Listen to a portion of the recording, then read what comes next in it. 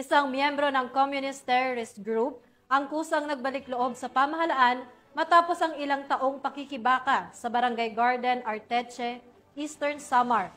Yan ang tinutukan ni Patrol Woman Maria Elena Singian.